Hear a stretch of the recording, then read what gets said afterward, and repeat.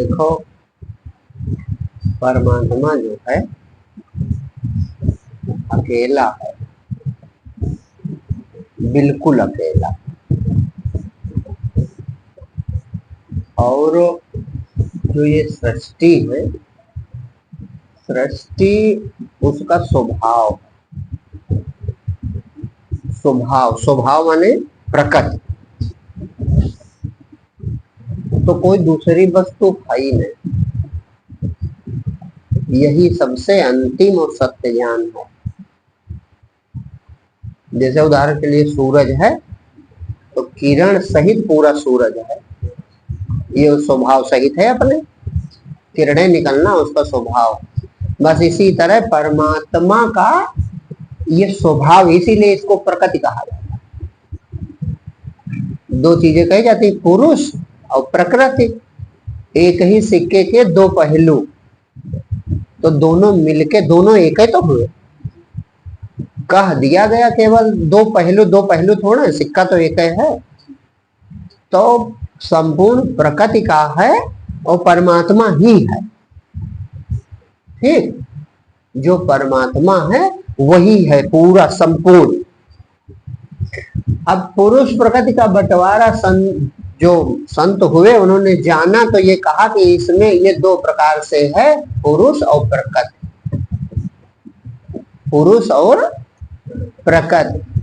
पुरुष स्थिर तत्व है, अमर तत्व है, विद्यमान तत्व है, सत्य तत्व है। और प्रकृति उसी पर गतिमान, तो है प्रकृति भी वैसी ही जैसा परमात्मा है। प्रकृति भी वैसी ही है जैसा परमात्मा, लेकिन बस अंतर ये परिवर्तनशील दिखाई पड़ती है, परिवर्तनशील दिखाई पड़ती है। ये स्वभाव है परमात्मा का। तो मनुष्य जो है वो परमात्मा का प्रतिनिधि है। हम सब जो मनुष्य है वो परमात्मा का प्रतिनिधि है। माने परमात्मा क्या कहता है, कैसा है, कहाँ मिलता है, किस रूप में, ये किसने, मनुष्य ने तो कहा। माने परमात्मा था गोतीत माने इंद्रियातीत। तो वो जब गोगत हुआ तो उसी का नाम माया या प्रकृति बन गया। तो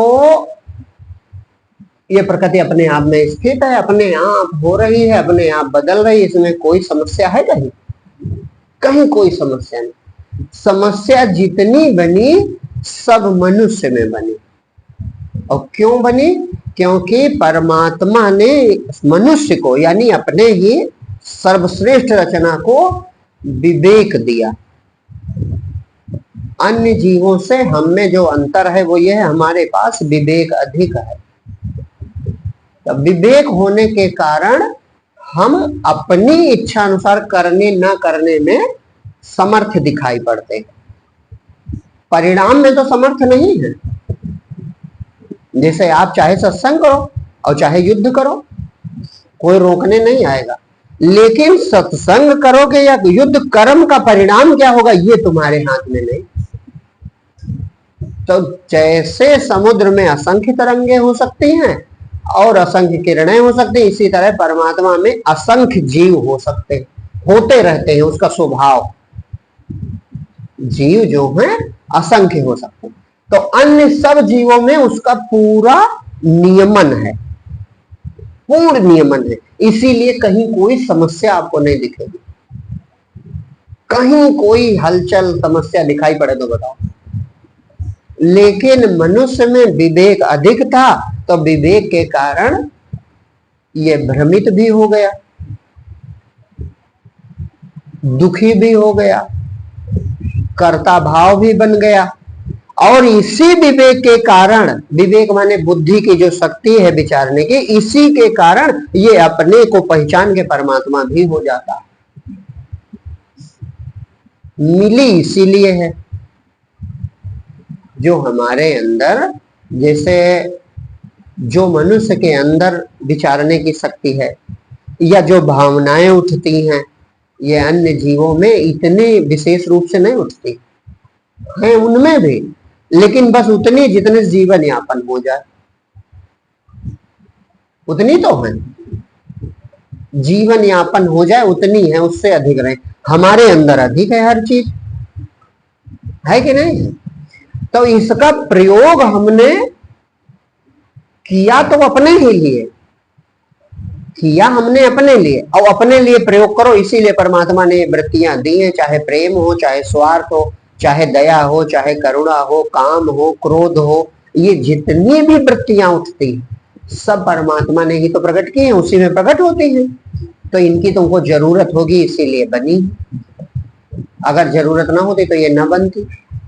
लेकिन हम सदुपयोग ना कर पा करके उसका दुरुपयोग कर बैठे,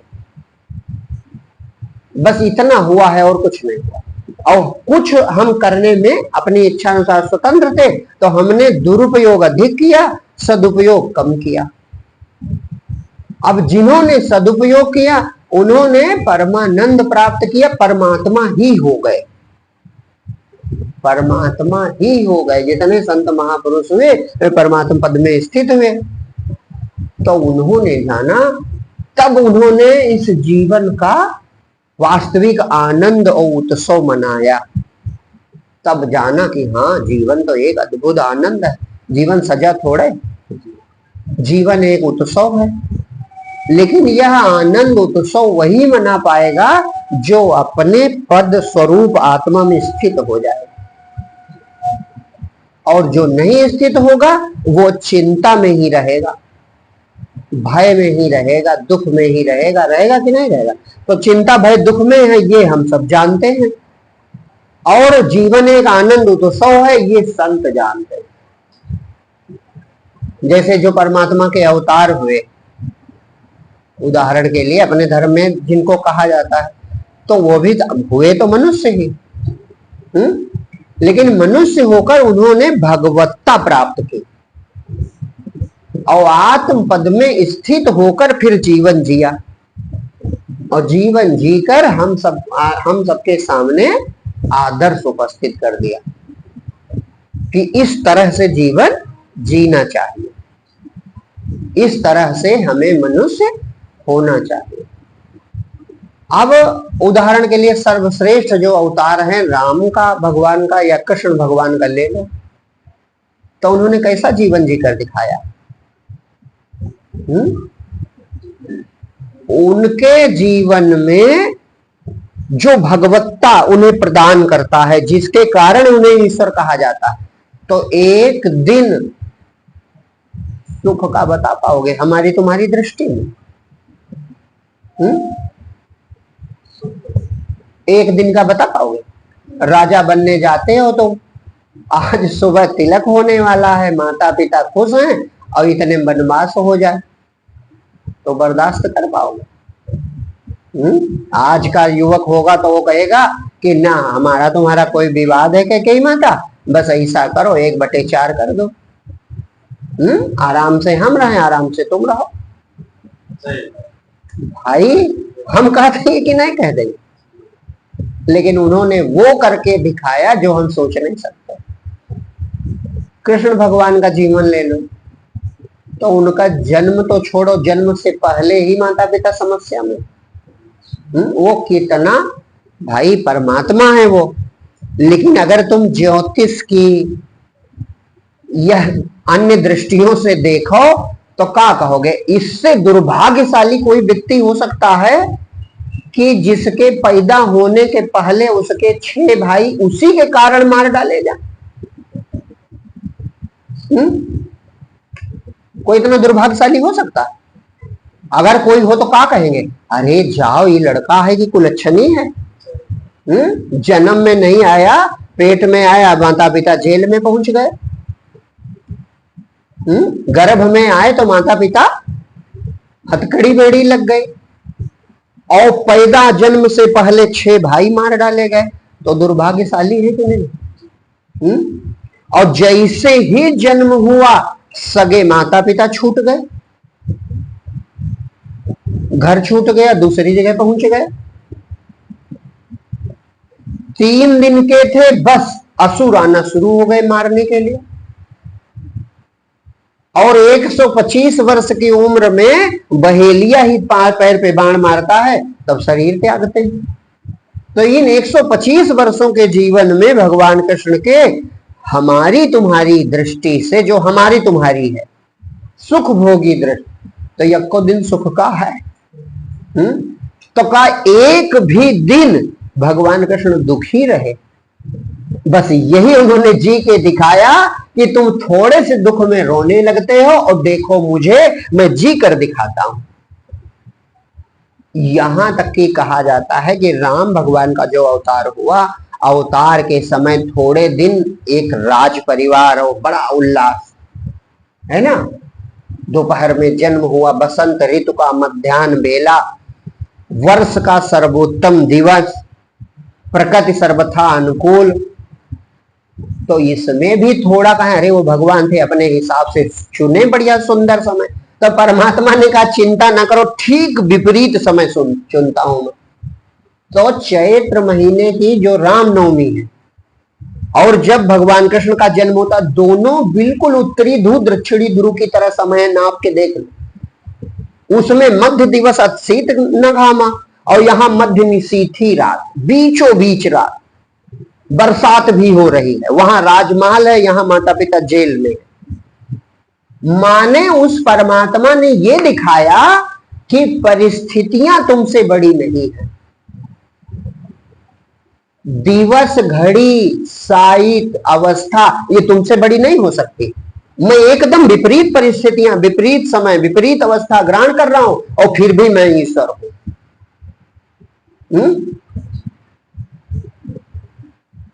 किसी से सहायता मांगी हो भगवान ने और सबने उनसे सहायता मांगी। एक और देखो, जिनको उनसे कम दुख है, जिनके जीवन में उनसे कम समस्याएं, वे सब उनसे सहायता मांगते और वो सर्वाधिक समस्याओं में रहते हुए भी चैन की बंसी बजाते हैं, रासलीला करते हैं और युद्ध भी करते हैं।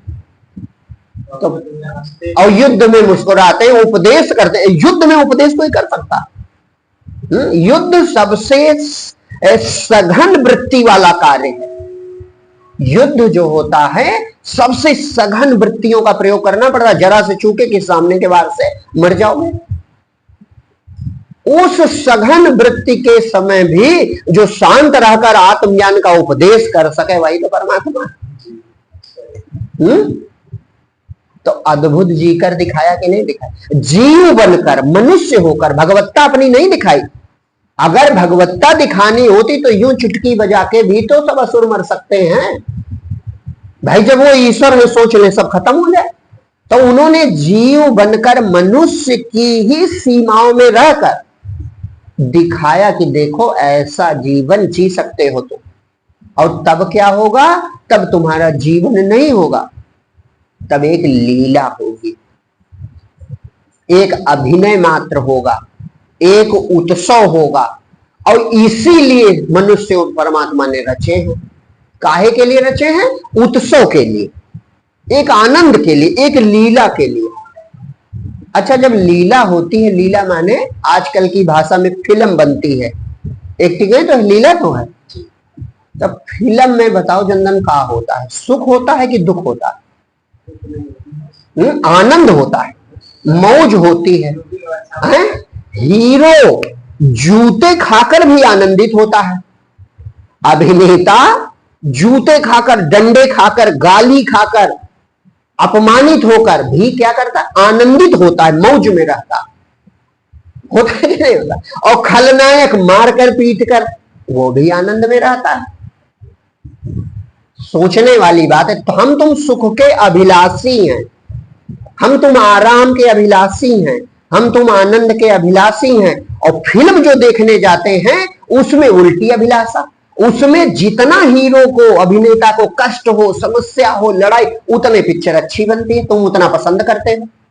और ज्यों ही जीवन उसका सामान्य हुआ, तुम फिल्म हॉल से उठ के चल देते हो कि पिक्चर खत्म। ज्यों ही जीवन सामान्य होता है, तुम उठ के चल देते हो कि नहीं चल देते? तो कहा तुम चाहते हो तुम्हारी जिंदगी की पिक्चर खत्म ही रहा है? यही सब चाहते हैं कि अब एकदम सामान्य जीवन रहे ताकि हमारे जीवन की पिक्चर समाप्त रहे, बनबे न करे। तो भगवान ने, परमात्मा ने जीव बनकर, मनुष्य बनकर ये दिखाया कि देखो ऐसे आनंदित रहा जा सकता। फिल्म इसका प्रमाण है कि नहीं है? उसमें चाहे दुख पड़े चाहे सुख, सुख दुख होते नहीं है पिक्चर में। सुख और दुख नहीं होता, क्या होता है? आनंद होता है।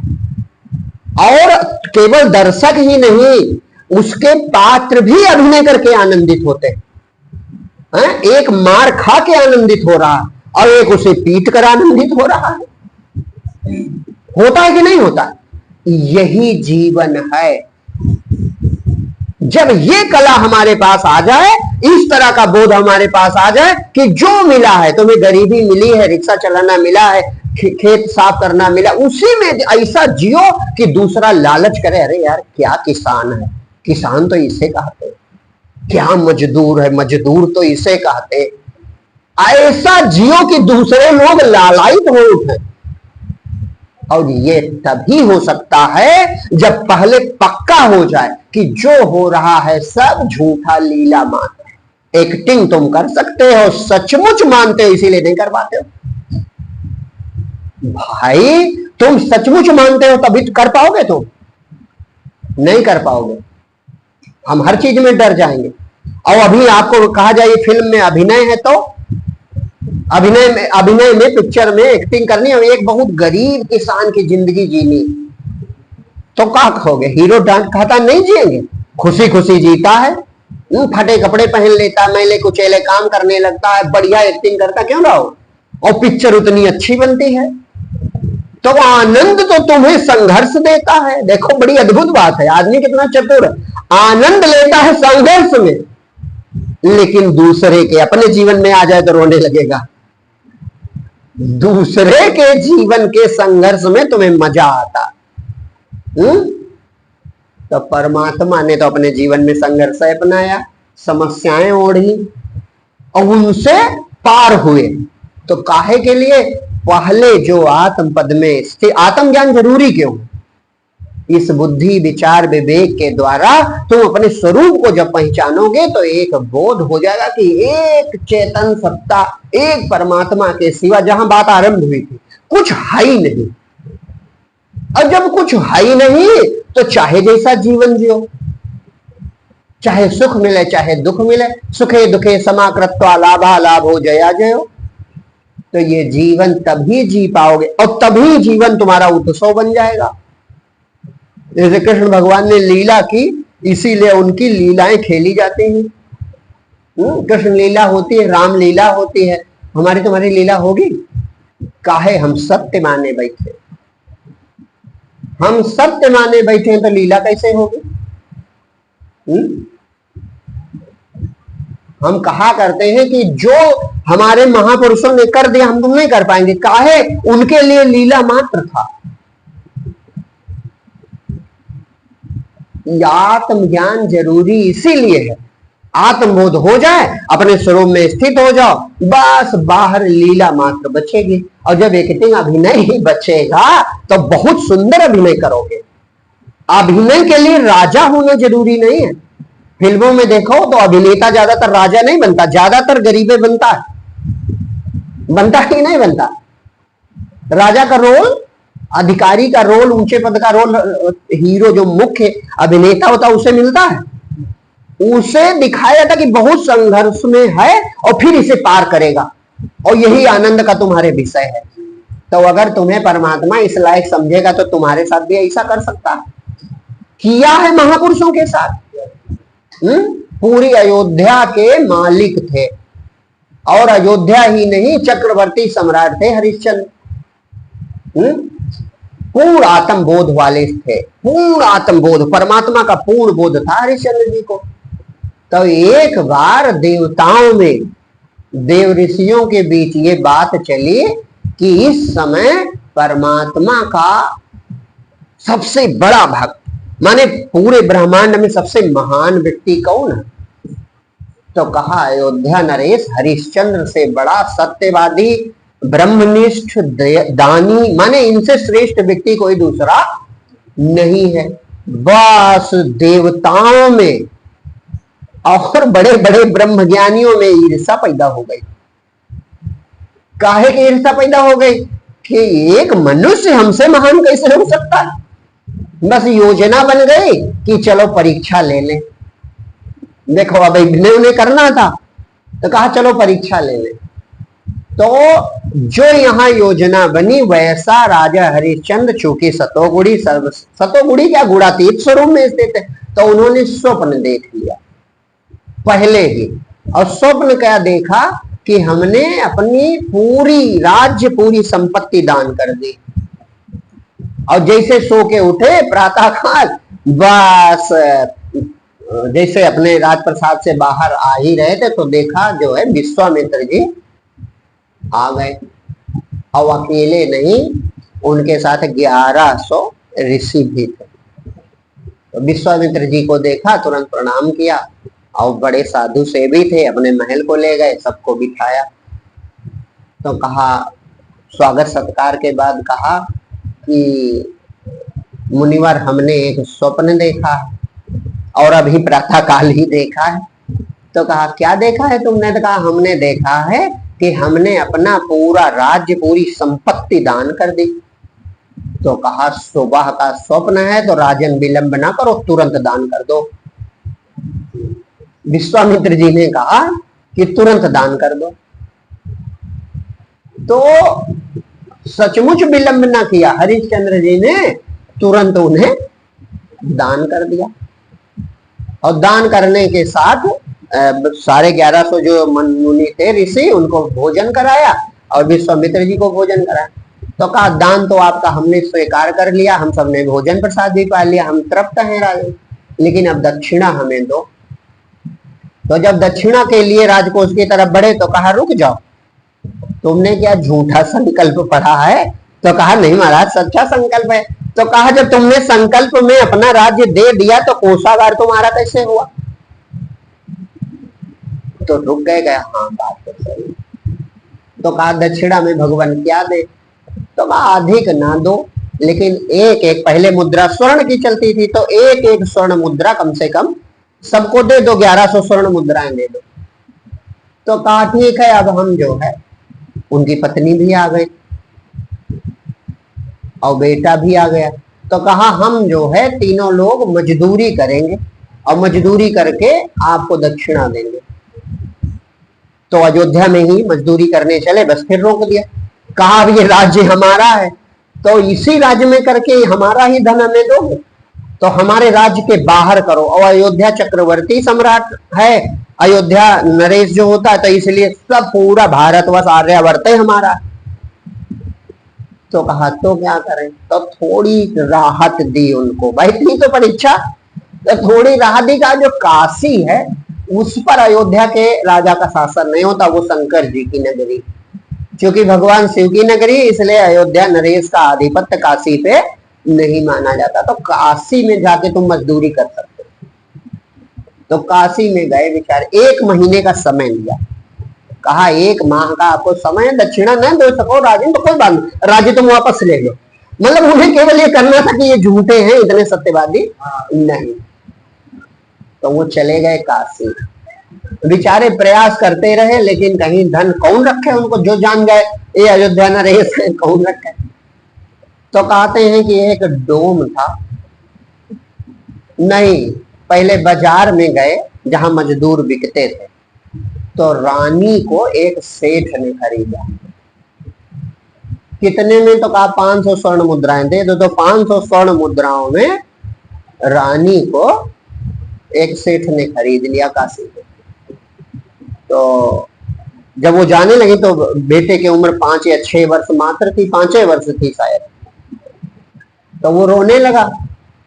तो हरिश्चंद्र ने कहा कि ये सेठ जी ऐसा इतनी दया और करो कि हमारा बेटा भी कुछ काम करेगा आपके घर के, 100 स्वर्ण मुद्राएं और देके इसे भी खरीद लो, ताकि माँ बेटा साथ में रहा, इतनी दया कर दो।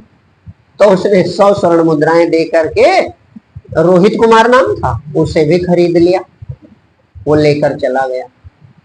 अब अकेले हरिश्चंद्र को कोई खरीदार न मिला तो अंत में एक डोम आता है, माने जो चिताएं जलाता है घाट पर, तो उसने कहा कितने में बिकोगे? तो इन्होंने कहा कि अब हमारे 1100 पूर्ण होने में 500 स्वर्ण मुद्राएं और चाहिए। और कहते हैं ये 30वां दिन था, माने उसी दिन शाम को 1 महीना पूरा होने वाला था।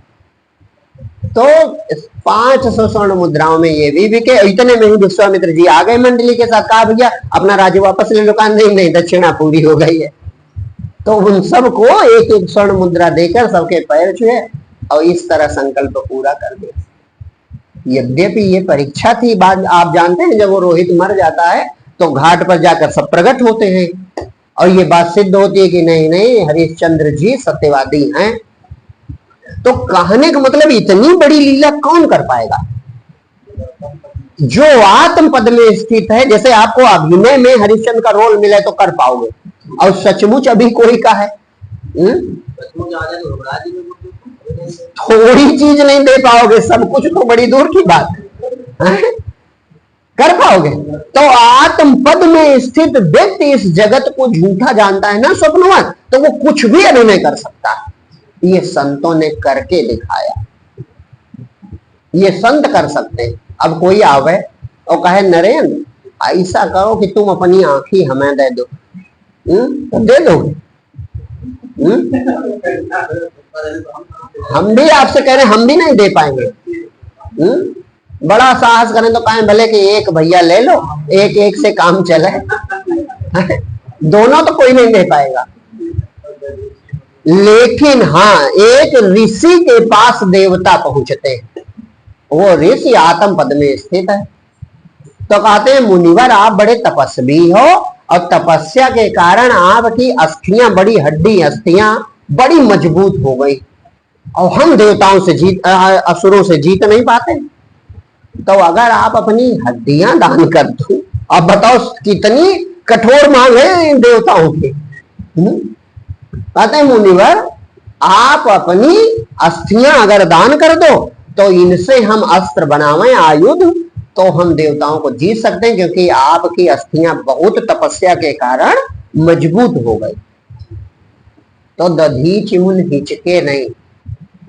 कोई सोचेगा अरे जब हम ही नहीं रहेंगे तो युद्ध कौन देखेगा, लेकिन उन्होंने कहा ठीक है, अगर तुम्हारा स्वार्थ सिद्ध हो जाए। परमार्थ के कारण साधु ने धरा शरीर, ये सिद्ध कर दिया दधीच मुनि। कहा ठीक है, अगर आपका स्वार्थ सिद्ध हो रहा है तो मैं शरीर त्याग रहा हूं। उन्होंने बैठ के समाधि में प्राण त्याग दिए और उन्हीं अस्थियों से इंद्र का वज्र बना, भगवान विष्णु का वो सारंग धनुष बना, शंकर जी का पिनाक बना। ये 3 जो अस्त्र हैं ये दधीचि मुनि की अस्थियों से बने। तो ये कौन कर पाएगा? केवल वही कर पाएगा जो आत्म पद में स्थित है, जिसके लिए मृत्यु कोई बड़ी चीज नहीं, जिसके लिए जगत हो गया खेल तमाशा, मन के मिटे बवाल, काल मेरा क्या।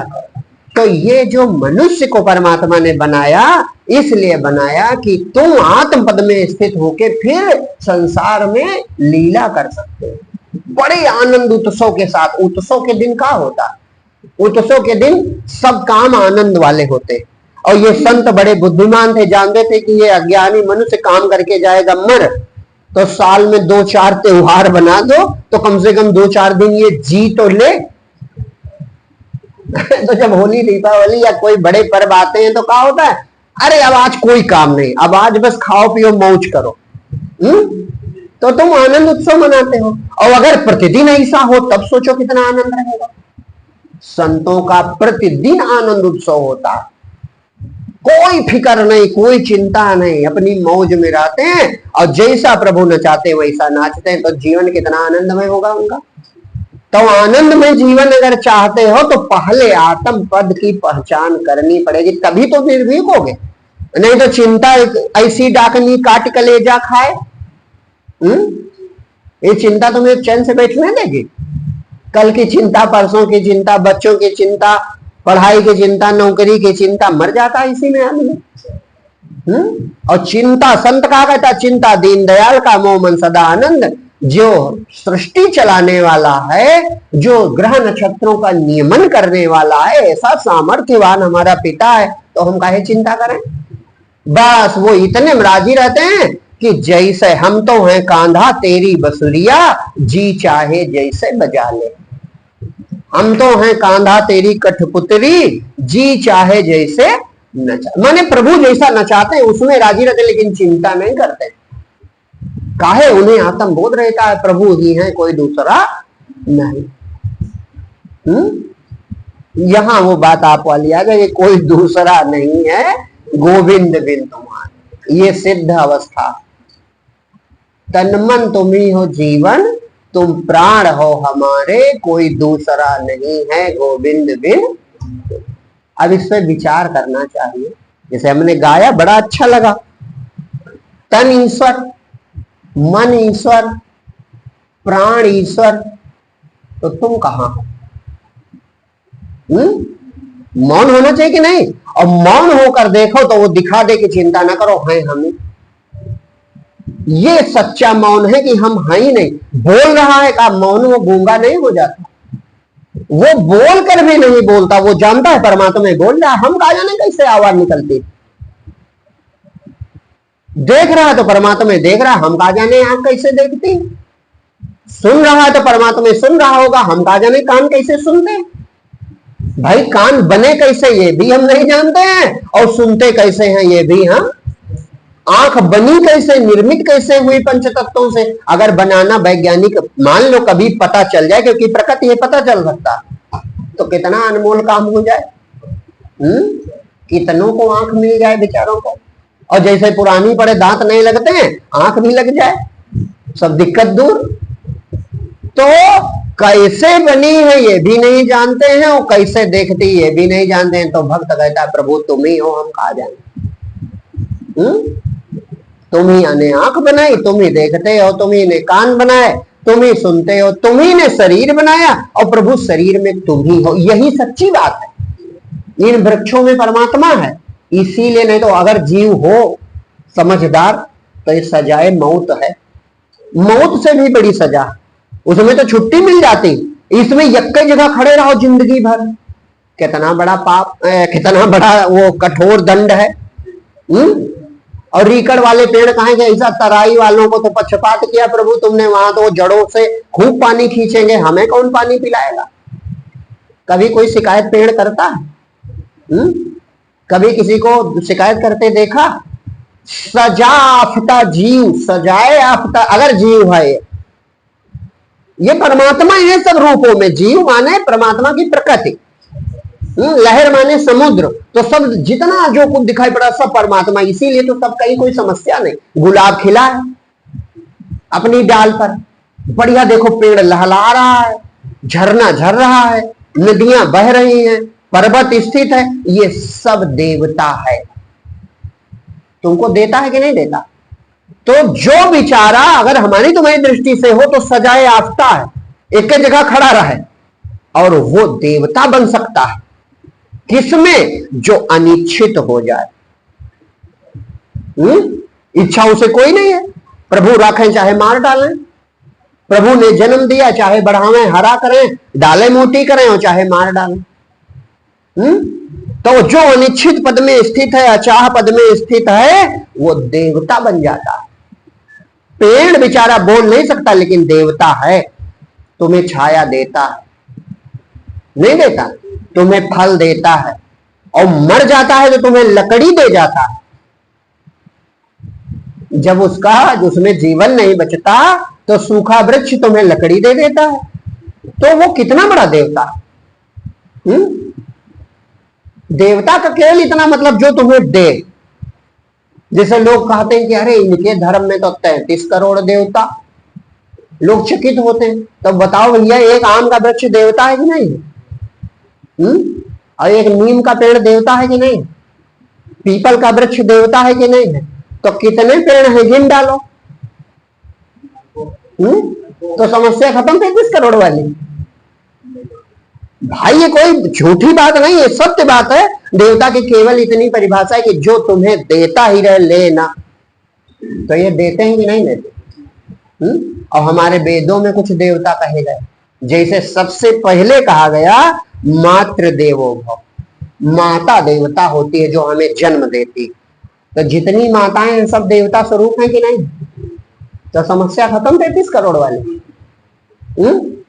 फिर दूसरा देवता कहा गया पितृ देवो भव, पिता देवता है क्योंकि हमारा पालन पोषण करता है। तो जितने संसार के पिता हैं देवतुल्य हैं कि नहीं?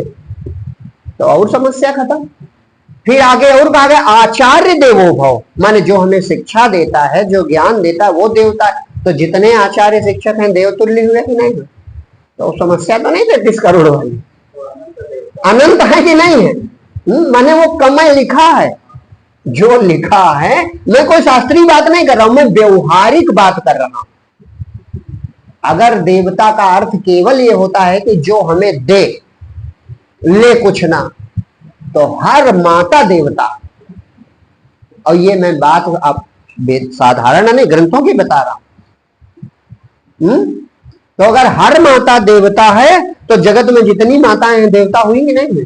अगर हर पिता देवता है तो जितने पिता हैं देवता हो गए। भाई वो किसी के लिए तो देवता है, सबके लिए भले ना हो। जैसे हमारे जो माता पिता वो हमारे लिए तो देवता हुए कि नहीं हुए? हमारा आचार्य, हमारा गुरु, हमारा शिक्षक हमारे लिए देवता हुआ कि नहीं हुआ?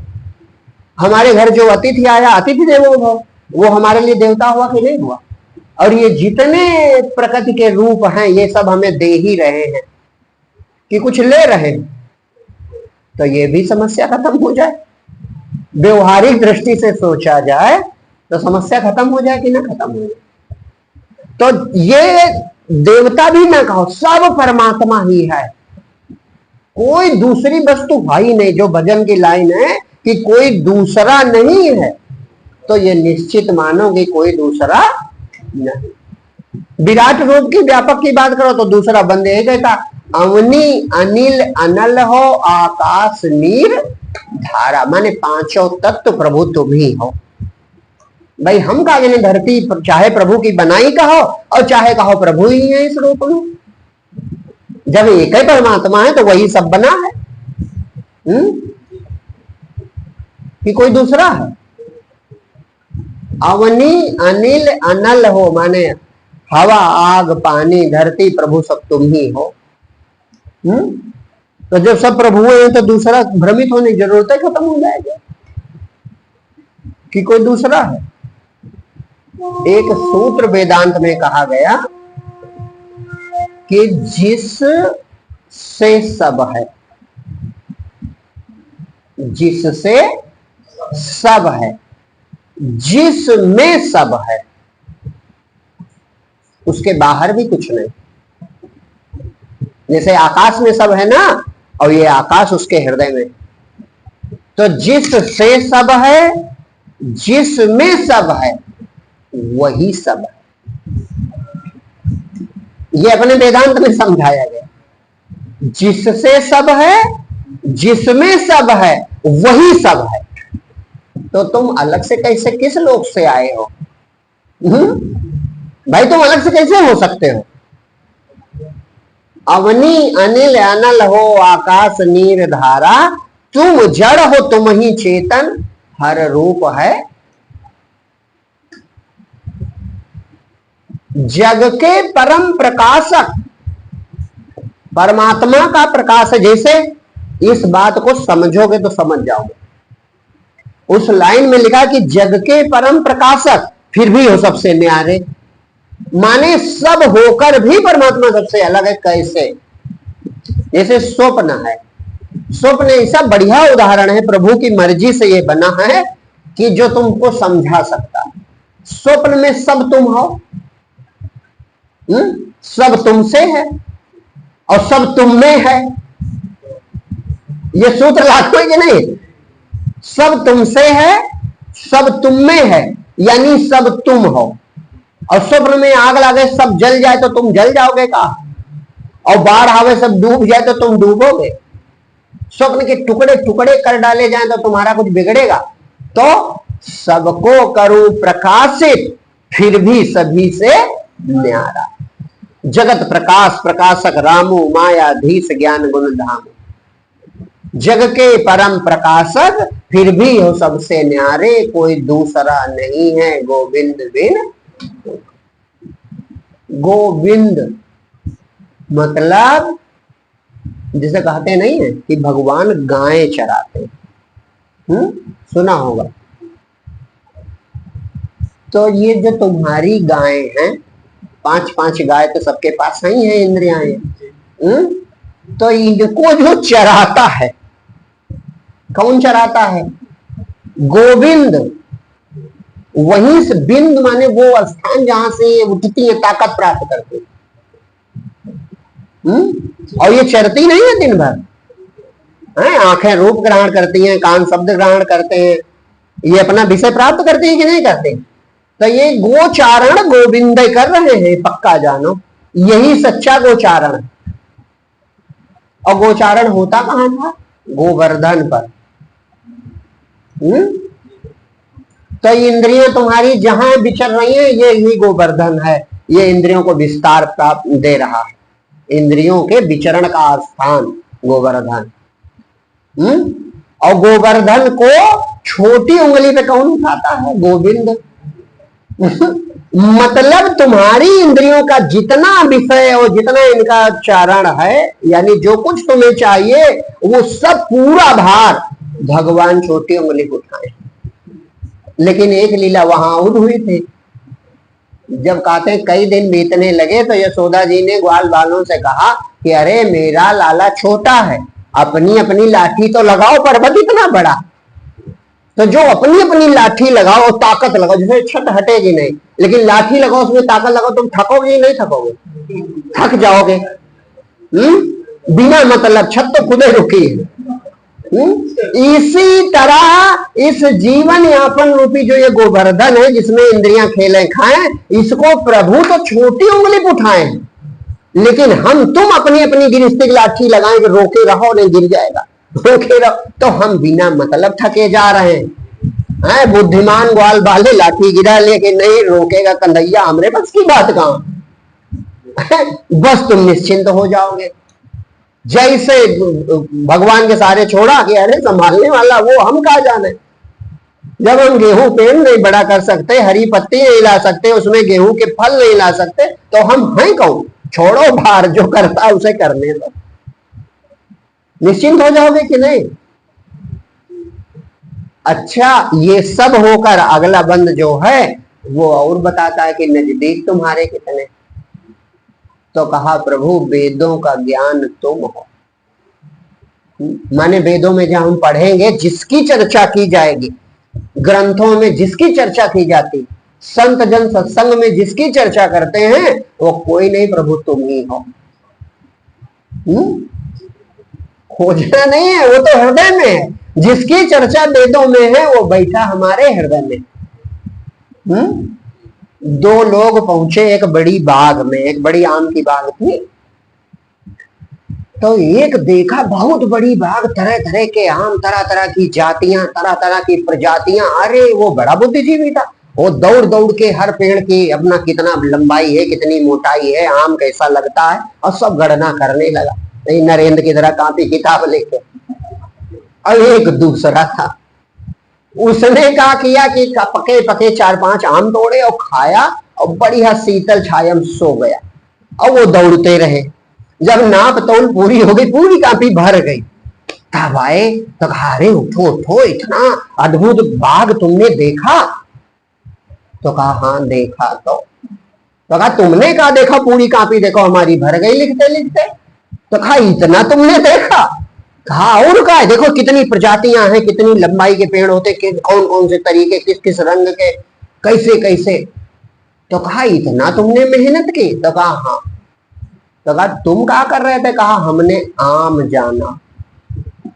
तो कहा आम जाना मतलब? कहा भैया हमने 5 आम खाए, तृप्त हो गए, हम सो गए, तो आम क्या है ये हम जानते हैं, और तुमने केवल पढ़ाई की है जानते नहीं, है ना। तब भक्त हृदय में बैठे परमात्मा को प्राप्त करके परमानंद में डूब जाता है। वो कहता है प्रभु को हम जानते हैं भैया, वेद पुराण तुम याद कर डालो, है ना। अरे वेदों तो वो बैठा नहीं है, शास्त्रों में तो वो बैठा नहीं है, चर्चा में तो वो तो हृदय में है और हमारा साथी है, हमारा मित्र है। और उसका उद्घोष है कि जिस भाव से चाहे जो उसे बनाओ, भाई बनाओ, सखा बनाओ, मालिक बनाओ, मित्र बनाओ, पति बनाओ, पत्नी बनाओ, संतों ने हर भाव से भजा और हर भाव से वो मिल जाता है। और प्रेम करने की शक्ति भी तुम्हारे पास, प्रेम है तुम्हारे अंदर, वो पूरा प्रेम लगा दो, प्राप्त कर लो, बढ़िया आनंद से रहो। और मन हो तो ये सब रटते रहो, नाम तोल करते रहो, कितने तो कहते हैं वेदों का ज्ञान तुम हो और ज्ञान भी तुम्हारी, मतलब वेद शास्त्र चर्चा तुम्हारी करते हैं और संतों का ध्यान तुम हो। माने जब संत ध्यान करते तो जो प्राप्त होता वो तुम ही हो प्रभु। और उन्होंने अनुभव करके और बताया कि करुणा निधान तुम हो प्रभु, तुम करुणा सागर। कोई कुछ ना जाने, कुछ ना समझे, बिल्कुल अनपढ़ हो, निरक्षर हो, जाहिल हो, कुछ न जानता हो, केवल आपको पुकारता है फिर भी पा जाता है। ये संतों ने अनुभव करके बताया। संतों ने ये जाना कि केवल प्यासे को तुम मिल जाते। कोई विद्या ना जानो, तुम कोई विद्या न जानो, कुछ न जानो, कुछ ना करो, जप तप हवन यज्ञ शास्त्र अध्ययन कुछ न जानो, केवल प्रभु को चाहो, प्रभु मिल जाएंगे। क्योंकि वो हृदय में वो प्यासे की प्यास बुझा देता। केवल प्यासे हो जाओ और कोई योग्यता भगवान देखता भी नहीं, और तुम प्यासे ना हो बाकी सब करो तो वो मिलेगा भी नहीं।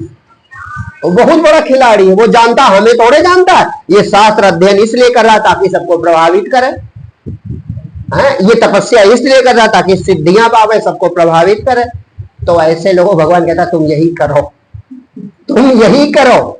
जो उसका प्यासा बन जाता है, जो कहता प्रभु हम क्या करेंगे कुछ जान के, हम क्या करेंगे सिद्धियां लेकर के, हम क्या करेंगे एक तपस्वी कहलाकर, हम क्या करेंगे बहुत बड़े ज्ञानी कहलाकर, प्रभु आप मिल जाओ, हमारा पेट भर जाए, हम तृप्त हो जाए, और क्या जरूरत।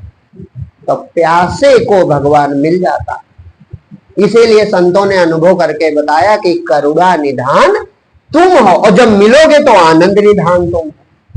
अधिक का कहे सर्वस्व हो दयानिधि, प्रभु तुम्ही सब कुछ, सर्वस्व हो दयानिधि योगी तेरे सहारे, कोई दूसरा नहीं है गोविंद बिन